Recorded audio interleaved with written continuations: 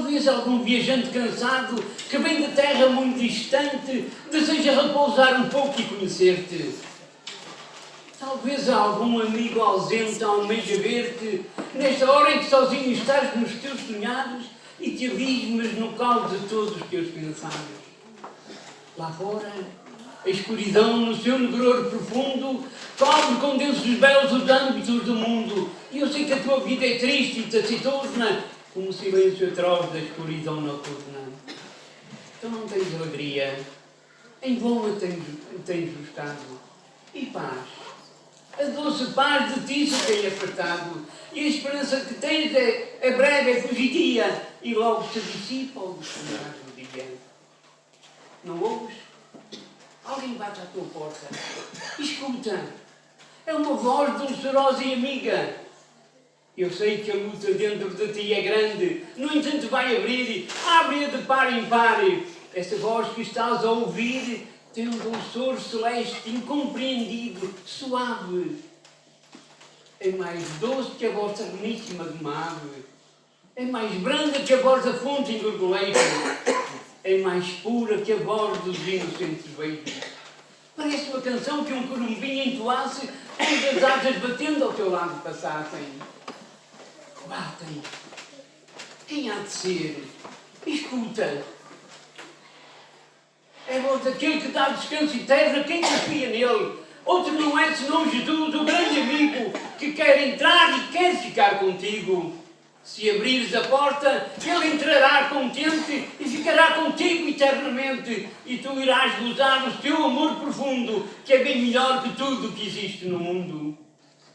E nunca mais tristeza te há de trazer mágoa, nem os teus olhos jamais ficarão rasos de água, porque serás feliz como qualquer que um dia, aceitando a Jesus, nele crê e confia, e o deixa habitar no seu coração desperto, fechado para o mundo, mas para Deus sempre aberto.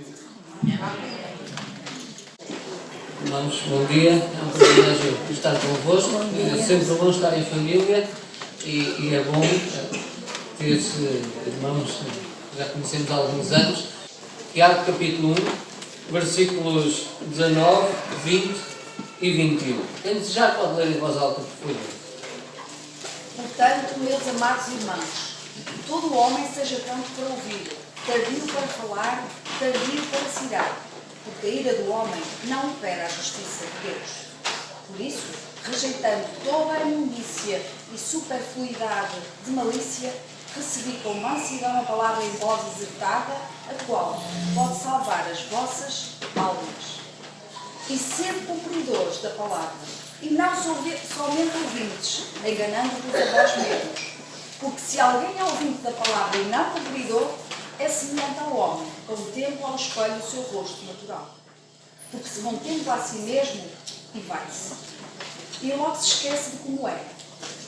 Aquele, porém, que atenta bem para a lei perfeita da liberdade, e nisso persevera, não sendo ouvinte, esquecido disso, mas fazedor da obra, este tal será bem-aventurado no seu feito. Se alguém entre vós cuida ser religioso e não refreia a sua língua, antes engana o seu coração. A religião desse é vã. A religião pura e imaculada para com Deus e Pai é esta: visitar os órfãos e as viúvas nas suas tribulações e guardar-se incontaminado do mundo. No versículo 19, fala a irmãos e diz todo o homem. Alguns homens até poderiam dizer, bem, realmente aquilo que vem a seguir para nós é mais fácil. Lá em casa somos 5 e às vezes a mesa tem espaço para todos estarem sentados. Parece que não tem espaço para todos falar. Lembro-me de uma refeição em particular que eu disse, mas deixa falar, e a resposta que veio logo a seguir de mais 3 é que, mas nós também queremos falar. Muitas vezes nesta troca de galhardetes, a brincar muito a sério, as mulheres falam muito, às vezes à saída do culto as esposas estão à espera dos maridos, os maridos estão à espera das esposas e toda a gente está à espera de uns dos outros, mas todos estão a conversar, independentemente de estarmos a falar de homens e mulheres. Muita gente gosta de falar, mas hoje em dia existe cada vez mais dificuldade em encontrar gente que gosta de ouvir. Aliás, hoje em dia há pessoas que recebem muito dinheiro pura e simplesmente para ouvir. E basta ter um belo sofá lá no gabinete, a pessoa deita-se no sofá e vai desabafando. E depois há alguém que vai tomando nota. E vai ouvindo. E é interessante porque é um ouvido tão profissional que chega ao fim do tempo da consulta e diz: olha, desculpe, mas tem que sair, porque há mais alguém para entrar. Mas que tipo de audição é que está aqui a ser colocado? Será que agora todos nós temos que passar a ser psicólogos ou algo do género? Muita gente está tão interessada em falar e dizer aquilo que quer, que muitas vezes nem dá tempo para que os outros se expliquem. Quem assiste a debates na televisão, ou quem os ouve na rádio, mesmo programas entre amigos, uma coisa que era o respeito em termos de fala alguém, e quando chegar ao fim eu intervenho. Hoje em dia já há uma grande dificuldade nesse aspecto. As pessoas atropelam-se umas às outras, seja em ambiente familiar, seja em ambiente político ou qualquer outro. Na minha terra, não é que eu gosto muito dessa expressão, diz que quando um burro fala, os outros baixam as orelhas. Sempre interpretei que aquilo não tinha nada a ver comigo. Aliás, nunca gostei de me ter como burro e nem tenho orelhas para isso. Mas ela expressava a ideia de que nós devemos respeitar os outros quando falam. E às vezes há muita rapidez. No trânsito tenho notado que há pessoas então que têm uma criatividade extraordinária para transmitir mensagem. E muitas vezes nem sequer estão dispostos a ouvir explicações. Às vezes pede-se desculpa, mas a pessoa está tão interessada em transmitir a mensagem, e normalmente, infelizmente, são mensagens menos próprias. Não sei que linguagem gestual é que cada um fala, mas algumas mensagens dão para perceber. Muitas vezes nas igrejas também parecem entre irmãos que as coisas funcionam um pouco como às vezes o médico. Nós acabamos de entrar no gabinete e ele já está a escrever a receita. E nós ainda não dissemos do que é que nos queixávamos. Hoje em dia vivemos num ambiente em que as pessoas têm tanta pressa que não há tempo para ouvir. No atendimento comercial, a simples expressão "olha, desculpa, enganou-se", do outro lado vem logo uma série de palavras e eu depois completo "desculpa, enganou-se", deu-me troca mais. A cara da pessoa muda e depois fica um pouco encavacada porque aquilo que disse era contra mim. E agora estava a ver que, estranhamente, apesar de eu não ser verde e de não ter antenas, parecia que tinha um extraterrestre à frente que me estava a devolver parte do troco que tinha sido entregue a mais. Porque as pessoas estão tão habituadas a justificar-se, estão habituadas a falar, que nem dão tempo para uma pessoa dizer: olha, enganou-se porque me deu dinheiro a mais. E tantos outros exemplos que podiam ser dados. Agora, a palavra de Deus diz-nos aqui que nós devemos estar prontos para ouvir. E os primeiros 2 números desta tática têm a ver exatamente com isto. Aqui na cabeça temos 2 contra 1. Então talvez seja exatamente porque precisamos de ouvir mais, falar menos. Eu gosto de um texto em Provérbios, não é? Alguém, a versão moderna, diria que alguém calado passa por catedrático. Se não estiveres em silêncio, as pessoas vão pensar que és alguém muito sábio. Pelo menos garantes uma coisa. Outro dito popular, não é? Que às vezes abre-se a boca E às vezes acontecem uma de duas coisas. Ou sai disparate, ou entra mosca. Nenhum de nós quer correr esse risco. Por isso, muitas vezes, o melhor que temos a fazer é ter a boca fechada para nenhum inseto entrar e também para não sair nada do que deve sair. Até porque há uma especialidade que é falar sem pensar. Mas essa não é a especialidade aconselhada ao cristão. 2 para 1. Mas o que é importante ouvir? E também, reparem que quem já fez o serviço militar sabe que aqui há alguns anos atrás, uma das formas que quem chamava, há pouco o pastor José de Sousa não tentava perceber se eu estava presente, eu não disse pronto, mas estava pronto, mas levantei o braço, mas no serviço militar era uma das respostas. Fulano tal, qual era a resposta? Pronto.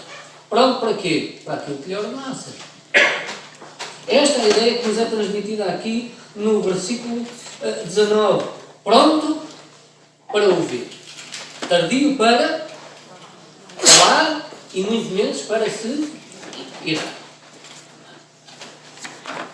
Mário Soares expressou há alguns anos atrás que tínhamos direito à indignação.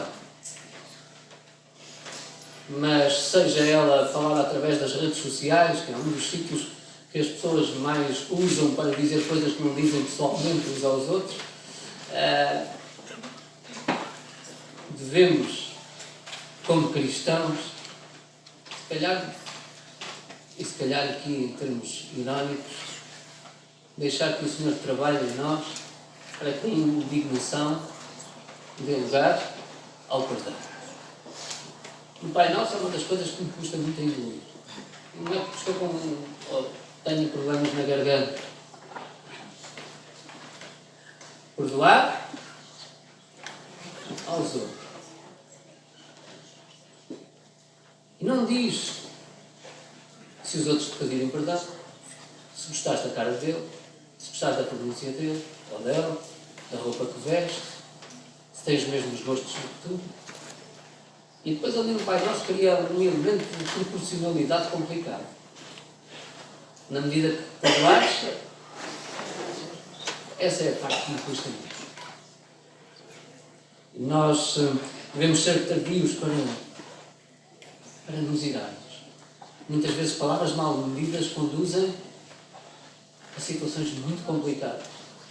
E as palavras, quando são lançadas para fora, já não podem ser puxadas de fininho para dentro como se não tivessem saído. Podemos tentar emendá-las, mas elas já saíram e já causaram efeitos. Sobre os efeitos, Tiago fala mais à frente e depois podem ler em casa descansadamente.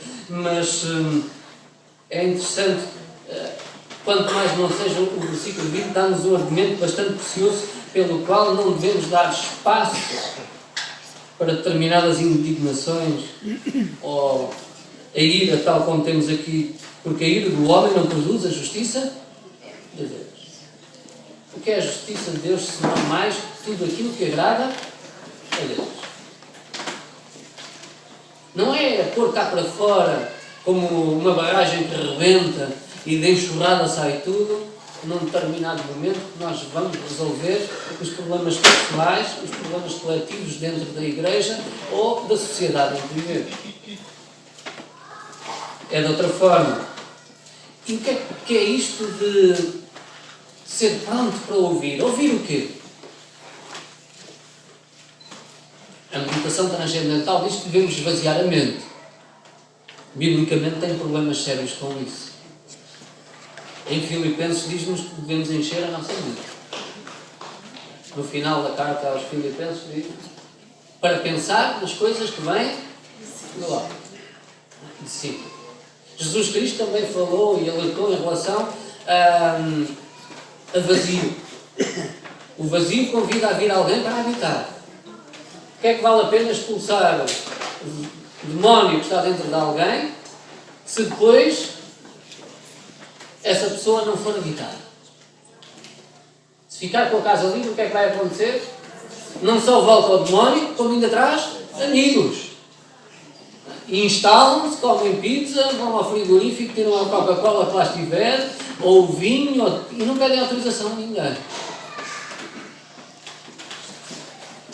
Tirar o demónio de alguém era parte do trabalho. Depois era preciso que habitasse lá. Deus Pai, Deus Filho e Deus Espírito Santo. Porque se a casa não estiver ocupada, o outro vai querer tomar o lugar. Por isso é que a palavra de Deus nos diz que devemos encher a nossa mente, mas não é com qualquer coisa. Assusta-me quando alguém me diz: tens que esvaziar a mente. Para meterem lá o quê? Muita guerra existe hoje, inclusivamente em alguns países. Quem é a responsabilidade da educação dos filhos? É dos pais ou é do Estado via escola? E para que é que querem educar os filhos no lugar dos pais? O que é que lhe querem meter dentro da mente daquela criança? Na China há campos de reeducação, como já houve no passado, na antiga União Soviética, e muitos irmãos. Um dos livros estruturado por sua fé, editado mais recentemente no Brasil pela editora Fiel, mas cá pelo Núcleo, se eu não estou enganado, era o testemunho de um irmão nosso que nunca deixou nem nunca negou o relacionamento com Cristo. Essas pessoas precisavam de ir para campos de reeducação. Primeiro objetivo: esvaziar a mente. O segundo: colocar lá dentro a ideologia de que o homem não precisa de Deus. Isso existe hoje no Chile. Mas o texto diz-nos aqui que a nossa mente não é que está vazia. Mas para entrar para a mente é preciso ouvido aberto. E no versículo 21 diz: é esta a ideia que nos é apresentada: despojando-vos de toda a impureza e acúmulo de maldade, acolhei, deem as boas-vindas, primeiro, pôr o lixo fora. Mas nós não temos capacidade por nós mesmos de colocar o lixo fora. Nós temos, Filipenses capítulo 2, versículo 13, diz: Deus opera em nós, não apenas o desejar, o querer, mas o fazer. Nós não conseguimos sozinhos, nós não. Lá em casa, às vezes, é uma discussão para quem é que vai despejar o lixo. Se vamos por, em termos de sexo, os homens estão sempre a perder. São 3 mulheres contra 2 homens, não há hipótese. E depois dos 2 homens, um tem agora 7 anos, o outro tem 7 e mais alguns. Por isso, normalmente, sobra para o homem mais velho da casa.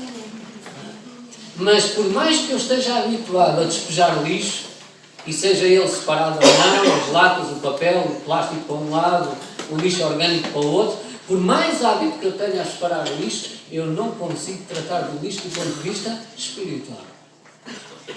Não sou um bom lixeiro no que toca a tratar do lixo espiritual.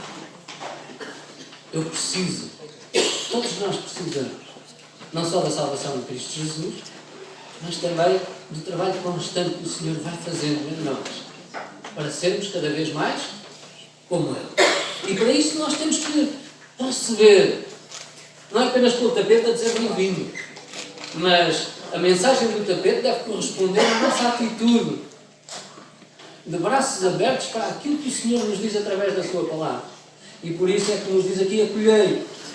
Esta ideia de mansidão, de humildade. Eu não preciso perceber como é que funcionam todas as coisas para acreditar que funcionam. Eu, quando entro num avião, por mais curioso que seja em relação à engenharia mecânica, eu não sei explicar perfeitamente o funcionamento do voo, do motor do avião e tantas outras coisas. Como quando apanho um autocarro, sei como funcionam algumas coisas, mas não sei perfeitamente como funcionam todas. Ou um comboio, e agora podia continuar a falar de tudo isso. Mas eu meto-me lá dentro, porque já havia funcionado, e creio que me pode levar do ponto A para o ponto B. Com Deus, quando eu preciso de aprender a confiar em Deus, e que Ele me vai levar do ponto em que eu estava para junto dele, para gozar toda a eternidade, não só por aquilo que o Senhor já fez em mim, mas antes de mim, em tantos outros, alguns dos quais eu ouvi o testemunho diretamente. Mas tenho um exemplo magnífico e extraordinário do próprio Deus. Foi à Terra, em forma de homem, não deixando de ser Deus, e mostrou-me que eu posso não compreender todas as coisas, mas que posso confiar nele, porque ele deu exemplo que funciona.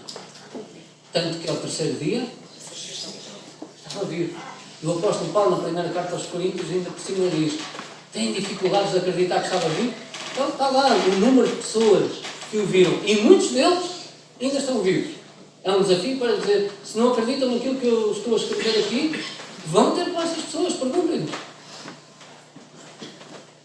Como dizia uma psicóloga entrevistada por Lee Strobel, uma alucinação coletiva por aquele número de pessoas que é descrito lá na primeira carta aos Coríntios, no capítulo 15, seria um maior milagre do que a própria ressurreição. Isto foi afirmado por uma mulher com diplomas na área da ciência, mas que não acreditava, pelo menos naquela altura, em Deus. Isto para dizer que nós temos exemplos, e temos o exemplo do próprio Deus, a mostrar que não precisamos de saber como tudo funciona, para confiar que funciona. E por isso nós devemos nos acolher com mansidão. A palavra em vós implantada, a qual é poderosa para salvar a vossa alma. João, no capítulo 1, fala-nos da palavra. A palavra que se fez carne, se tornou vida, visível, esteve em casamentos, supostamente chegou atrasado a um funeral. Foi-lhe dito: é agora que tu chegas, Jesus. Agora já está sepultado. Agora já não há nada a fazer. Como aquela mulher estava enganada. Ainda tinha coisas para descobrir acerca de Jesus. Ele não tinha chegado atrasado. Ele tinha chegado à hora certa para demonstrar a grandeza das coisas que o Senhor pode fazer, mostrando também a sua grandeza. Por isso é que nós devemos abrir os braços para aquilo que o Senhor a cada dia nos quer dizer. A Josué, que tinha a responsabilidade de agora dirigir o povo, ele disse que Josué devia meditar na lei apenas 10 ou 15 minutos por dia. Dia e noite. A palavra de Deus deve estar constantemente em ti. Deve estar constantemente a ouvir o Senhor. E o meditar ali é interessante a ideia. A palavra hebraica não fala só do uso em termos mentais. Ler a palavra em voz alta faz trabalhar a boca, trabalha os ouvidos, que estão a ouvir a leitura, tem de trabalhar os olhos para a ver. E não faltam os estudos académicos que dizem que quando alguém, por exemplo, para estudar matéria na escola, lê a matéria em voz alta e ainda por cima escreve, a probabilidade de as coisas ficarem na cabeça aumenta exponencialmente. Já a palavra do Senhor, ou o Senhor da palavra, dizia através da sua palavra, para meditar nela dia e noite. E este meditar, só não... Depois o escrever, se quiserem, está lá em outro nome. Escrever em vidas, mais do que em termos literais. Mas isso, já lá vamos daqui um pouco mais. Receber a palavra de Deus, absorvê-la por inteiro. Quer a entendamos, quer não. Mas a parte de decifrar o Senhor que habita em nós vai trabalhar nesse sentido. Às vezes ficamos pela pressa em falar e pela calma em ouvir. É interessante quando Jesus Cristo disse aos discípulos, para os tranquilizar: olha, vocês vão ser chamados, por causa do amor que têm e do relacionamento que têm comigo, vocês vão ser chamados a tribunais. Vão ser chamados perante as autoridades. Vão ter complicações, porque Se há pessoas que não gostam de mim, cada vez que disserem que tem alguma coisa a ver comigo, vocês também vão ter problemas com essas pessoas. É tranquilizador ouvir isto da parte do mestre. Ajuda-nos a dormir mais descansados durante a noite. Pelo menos devíamos agradecer mais vezes, e se agradecem, ótimo, o problema é apenas meu. Pela liberdade que usamos neste país. Temos tantas liberdades e às vezes não sabemos aproveitá-las. Mas o Senhor Jesus dizia, olha, quando estiverem perante os tribunais, não se preocupem com aquilo que vão dizer. Eu, se estivesse no lugar de um discípulo, dizia, então, Senhor Jesus, quer dizer que eu não me devo preocupar com o que vou dizer, porque isso vai ser como advogado de defesa. De certa forma, poderíamos dizer indiretamente que Jesus respondeu assim. O que é que Jesus disse? Não és tu, não são vocês que vão falar, não são vocês que vão responder. Deixem que Deus que habita em vocês fale através da vossa boca. Esse é um dos nossos problemas. É um dos meus problemas. Muitas vezes quero ser eu a falar aos meus filhos, à minha esposa, aos irmãos na igreja, aos vizinhos. Mas eu não conheço o que está dentro do coração de cada um deles. Às vezes até posso conhecer algumas coisas, mas posso estragar tudo na forma como me vou exprimir. Às vezes nós queremos tanto transmitir uma mensagem, temos tanto desejo de transmitir, que às vezes transmitimos da pior forma. O conteúdo até pode estar certo, mas a forma como o fazemos pode acabar por estragar tudo. Temos que aprender a pedir ao Senhor que trabalhe em nós. É curioso, o ser humano, no circo, nós vemos cães domesticados, cavalos domesticados, e ainda não vi espetáculos de línguas domesticadas. É um bicho difícil de ser domesticado. O ser humano não tem capacidade para domesticar a língua. O ser humano, quando dá por ela, já disse coisas.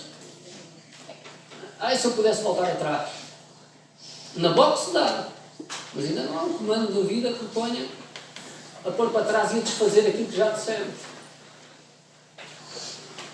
Por isso, antes de abrir a boca, ouve Deus.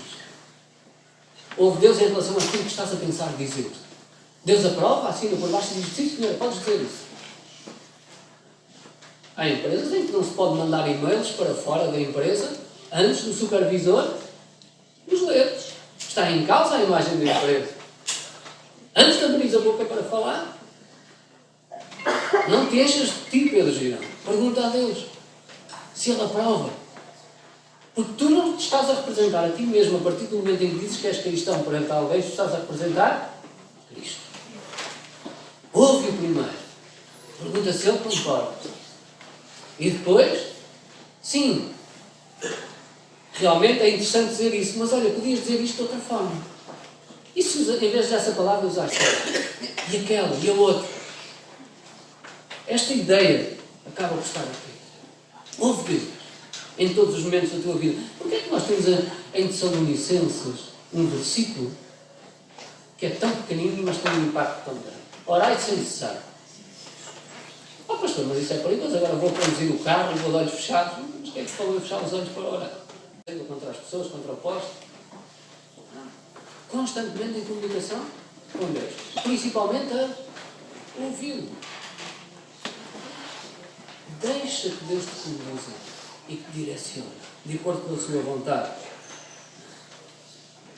E um filtro precioso que temos é a palavra de Deus. No versículo 22 ao 25 isso está lá.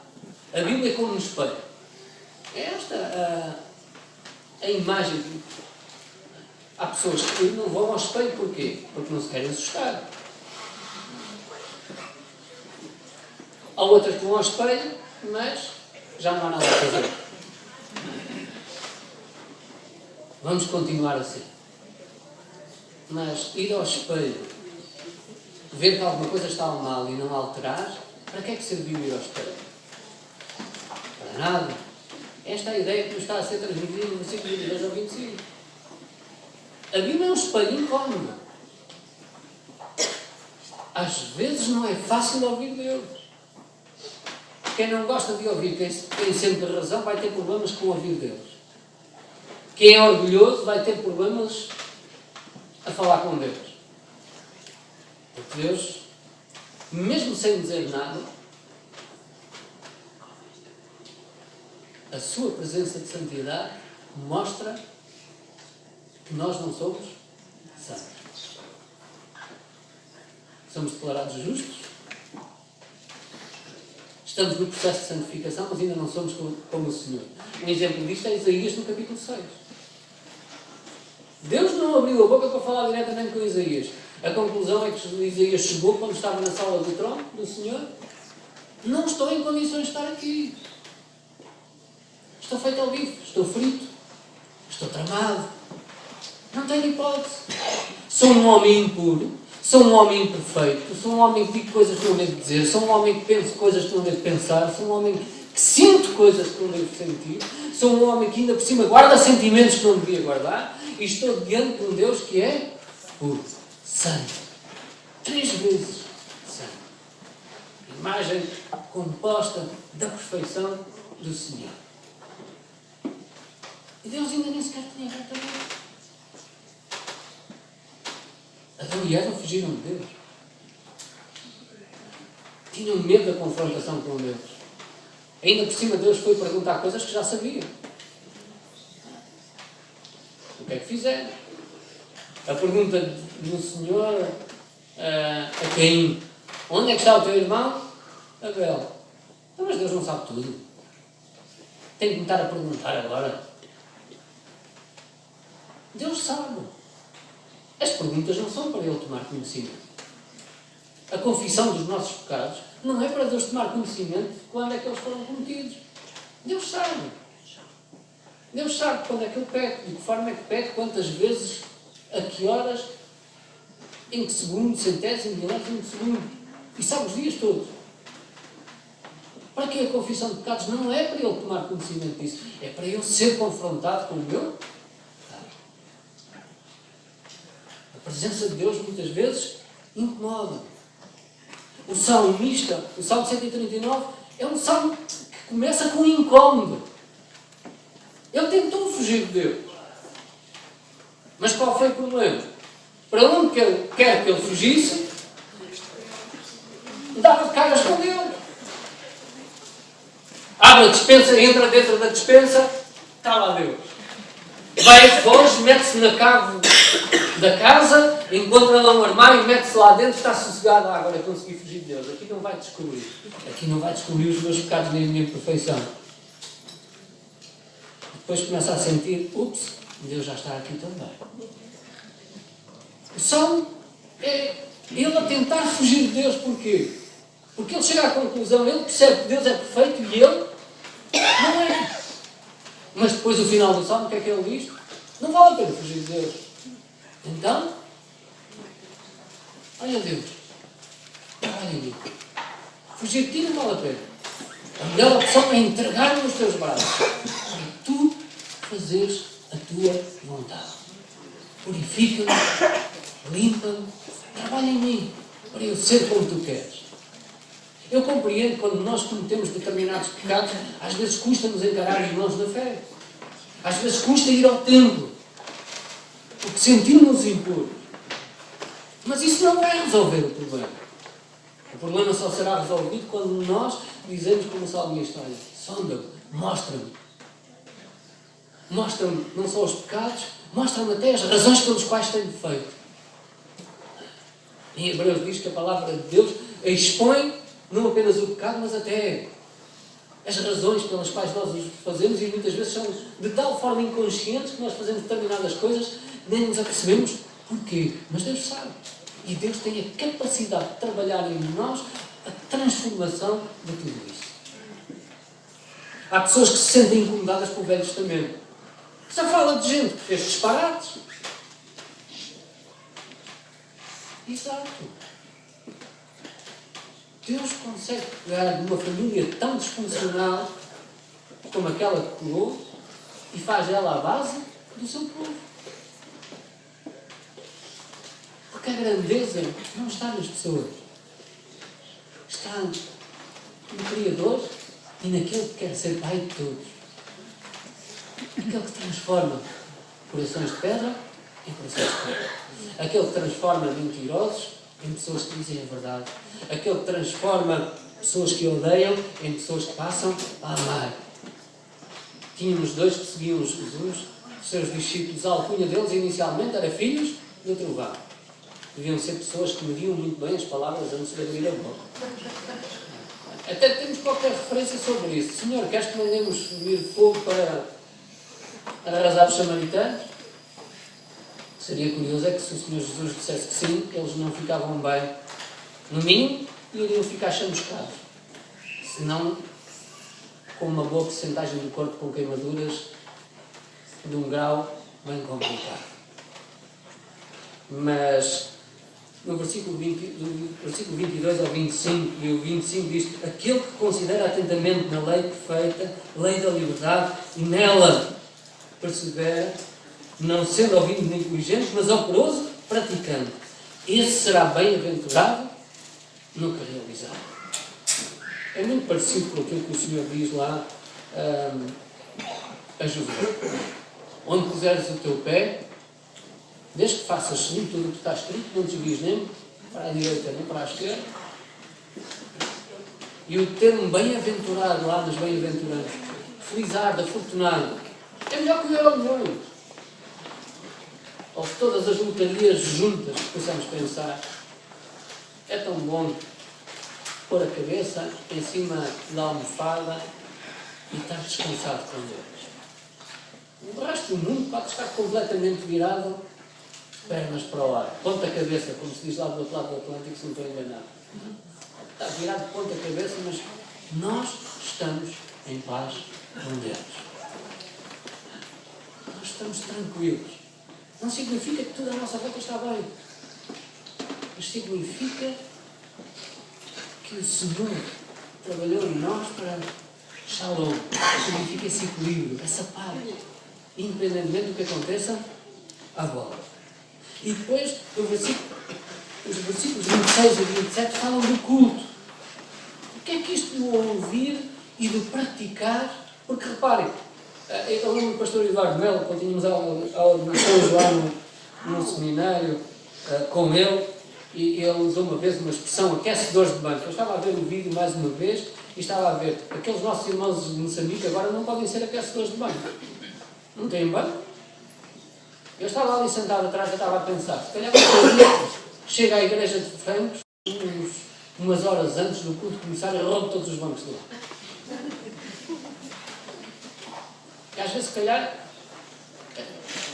a matemática divina é curiosa. Nós temos Atos 1.8 e depois temos Atos 8.1. Atos 1.8 era a estratégia missionária dada pelo Senhor. Mas foi preciso Atos 8.1 para eles saírem de Jerusalém. Eles estavam lá tão bem. Davam-se tão bem uns com os outros. As coisas estavam a funcionar. Havia um problemita aqui ou lá, mas isso é normal.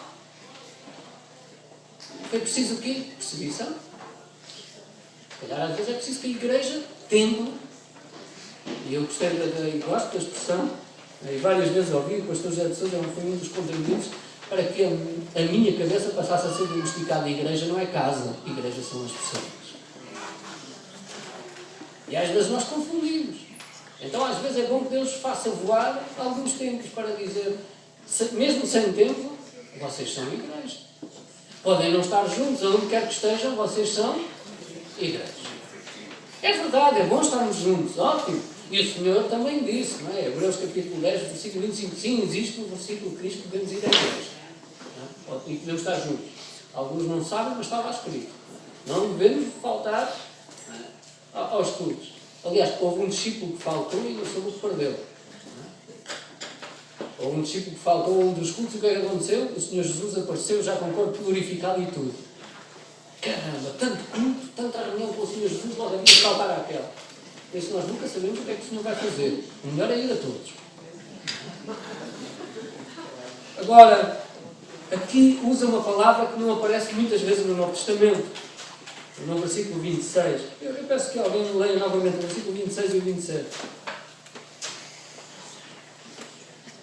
alguém supõe ser religioso, deixarão de refriar a língua.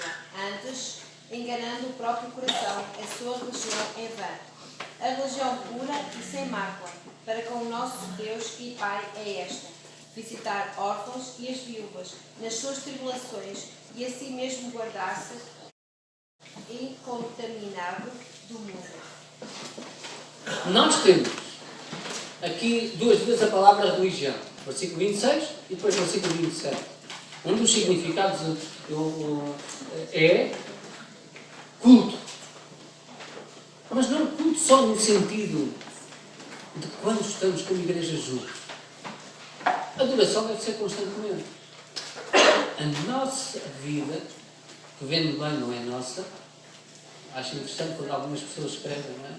A barriga é minha, a vida é minha, eu faço com ela o que quero, e por aí vai.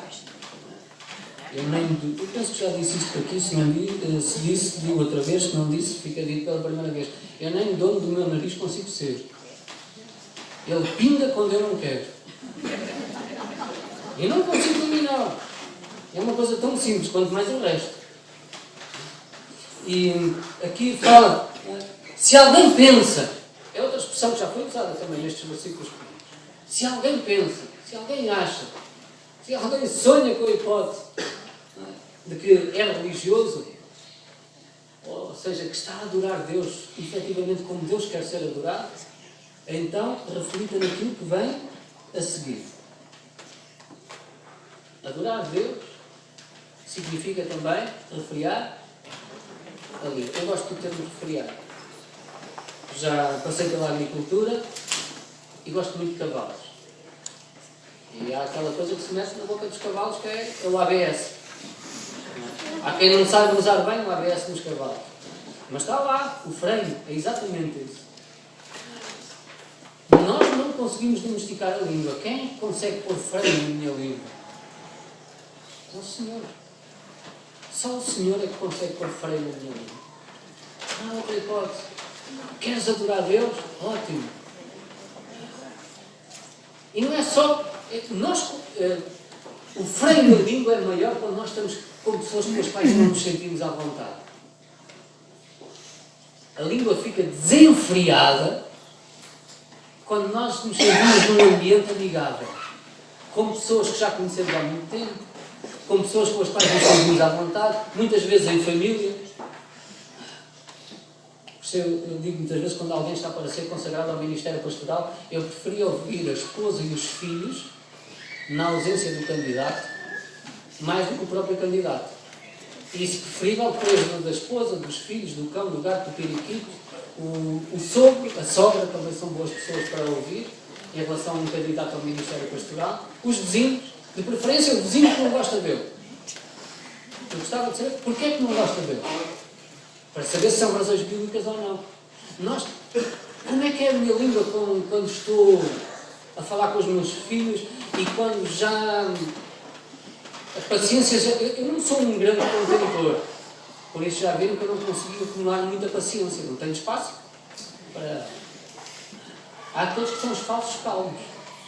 As pessoas dizem, é tão calmo. Vá lá falar com... Não vou falar com ela. Vá lá perguntar à Helena.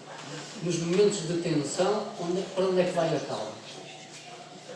Todos nós temos áreas difíceis para nós. Mas ter a língua refriada não é só perante os outros. É em todos os momentos. E isso só acontece quando?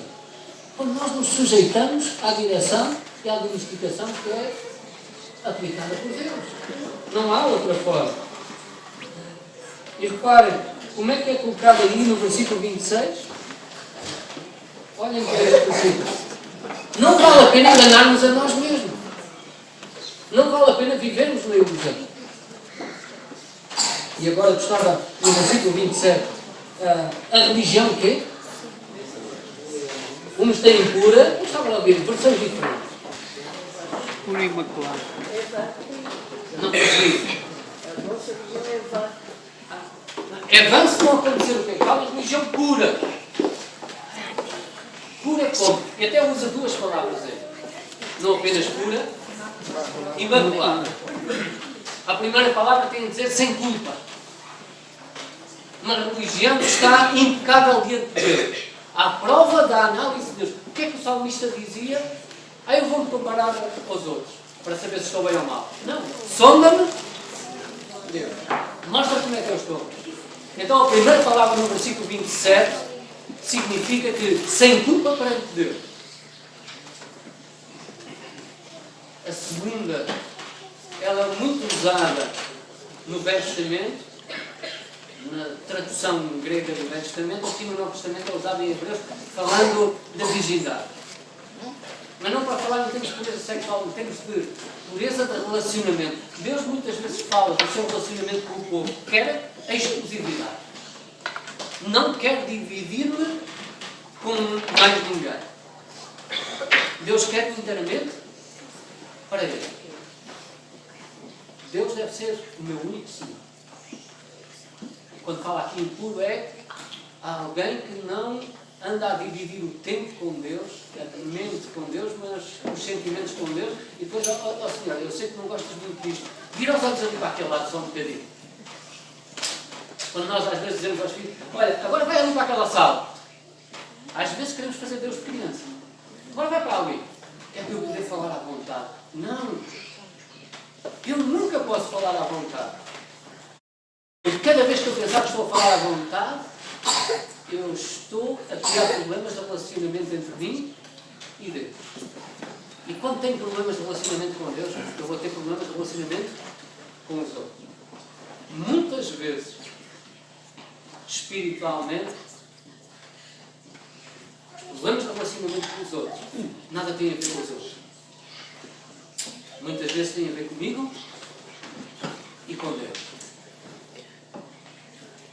Costuma-se dizer, o pai zanga-se com a mulher, ralha com ela grita com o filho, como é filho único, se tem gato, é o gato que paga, se tem cão, é o cão que paga. Não há cão, nem gato, nem periquito, há uma jarra, há qualquer coisa, alguma coisa vai ter que pagar. Então a melhor coisa é tratar com Deus. A tática, 2 ouvidos, devem significar a nossa inteira atenção para Deus. E a partir daí tudo o resto é prático. Eu posso engordar, biblicamente falando, posso saber muita coisa acerca da Bíblia. Mas do que é que isso serve? Se não for pecado, é prático. Os mais pequeninos saíram. Eu ia-lhes perguntar se eles já tinham visto uma Bíblia com pernas. Normalmente a tendência é assim. Não, nunca vi uma Bíblia com pernas. Nem me lembro dos desenhos animados de ver uma Bíblia com pernas. Mesmo aos mais velhos eu posso perguntar, já viram uma Bíblia com pernas? Se calhar muitos de vocês já viram Bíblias com pernas. Sem se perceberem disso. Eu lembro de um irmão na fé com 90 e muitos anos. Era uma Bíblia com pernas. Ele não dizia, não era porque ele dizia versículos de cor. Ele era um exemplo de obediência ao texto bíblico. Não era perfeito. Não falava muitas vezes. Exemplificava. Os 2 ouvidos dele estavam atentos àquilo que Deus lhe queria dizer. A boca dele era usada para honra e glória de Deus. E agora vêm os outros números. Os 2 braços que Deus lhe deu eram usados para honra e glória de Deus. Eram usados para praticar aquilo que Deus lhe dizia. As pernas, literalmente. Aquele homem andou, pedalou quilómetros para pregar o Evangelho, sem nunca se queixar.